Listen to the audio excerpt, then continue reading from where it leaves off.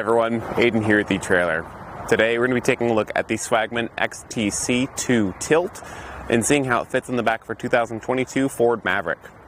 Now the XTC is a platform style bike rack, holding the bike in these wheel hoops on either side and by our frame, utilizing a frame clamp or a hook in the center.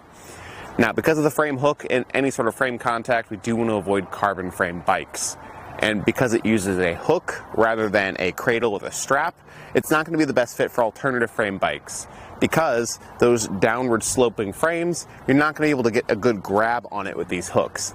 Something like a bike adapter bar is going to be needed to ensure a proper fit. And you can find those here at eTrailer, just making sure that if you've got one of those bikes, you have that in mind, and maybe look into a different style of bike rack. Now, with the XTC2 TILT, in the name is tilt, and that is pretty true because it does tilt away from the vehicle with bikes loaded. This is a more entry-level rack. We'll pull that pin out of the bottom and allow us to tilt it away.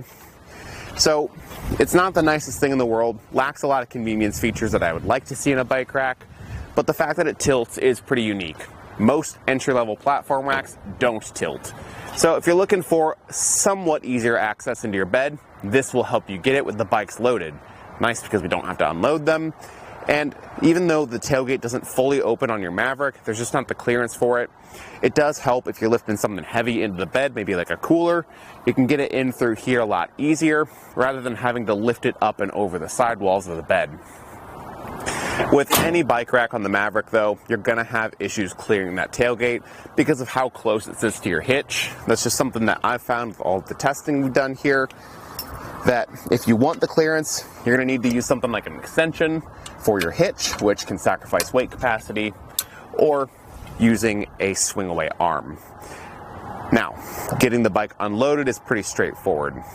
We'll start off with the wheel straps here. It's going to be one on each of these cradles, and really all this does is help hold that tire down into the cradle. You just pull those rubber straps off of the tabs, and the main thing holding the bike in place is the hook. The hooks just ratchet down over this center mast on either side. Release them by pressing the buttons, and that loop there can be used to add a padlock separately to lock your bikes up. Now, getting that initial tension broken does require a little bit of force. The button's not super smooth, but it does do a pretty good job at holding the bike still in the rack, even if the rack itself isn't the most stable thing in the world. Now I'll set this to the side, and we can take a closer look at the rack. Going to the storage position where we can actually fold this center mast down. I'll get the hooks added back in. You can hear that ratcheting mechanism that keeps them from popping back up. And at the bottom of the mast, there's going to be a pin. That pin can just pull out. You can fold this to either side and repin it to secure it in place. This is going to be the position that we're driving around in because the rack doesn't fold upright against the vehicle. This is your storage position if you want to leave it in the hitch between rides. The nice thing about it like this is that it doesn't obstruct your backup camera, and because of the small size, it doesn't really block the license plate much either. I do want to get some measurements in this state though before we continue, checking out some things like ground clearance and the distance we add to the back. Now for ground clearance, I'm going to go to the center here because that is quite a bit lower than the back edges. And that's going to be 18 inches from the ground. Overall, I'd say that's a pretty solid clearance, and because it sits relatively close to the back of the Maverick, you shouldn't have to worry about it on steep driveways and hills. It does stick out a fair bit to the furthest out point. It's going to be adding 21.5 inches. For a 2-bike rack, that's actually pretty solid. But just be mindful that it's back here when you're driving around with it, pulling the parking spots. If you leave it in the hitch, that is a fair bit that we're adding on. Now, one thing I do want to point out that's a little unique about this is the other storage position.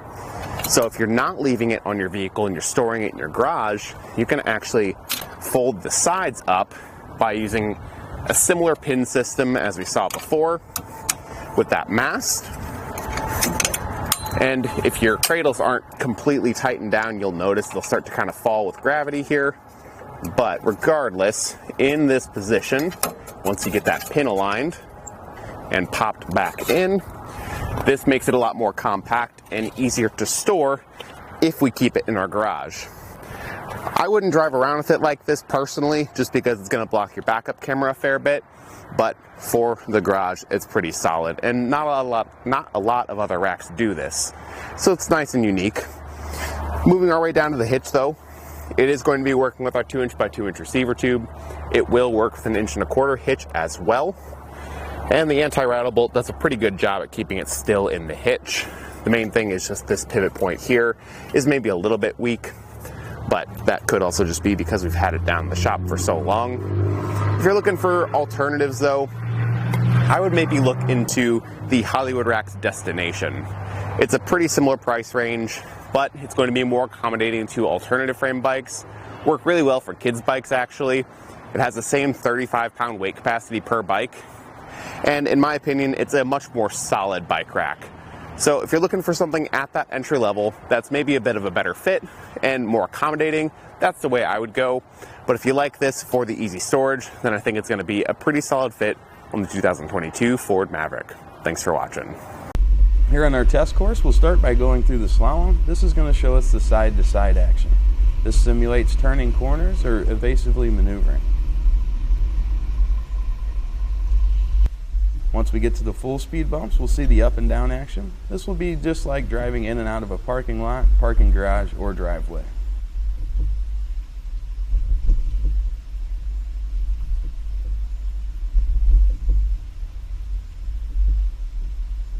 Once we get to the alternating speed bumps, we'll see the twisting action.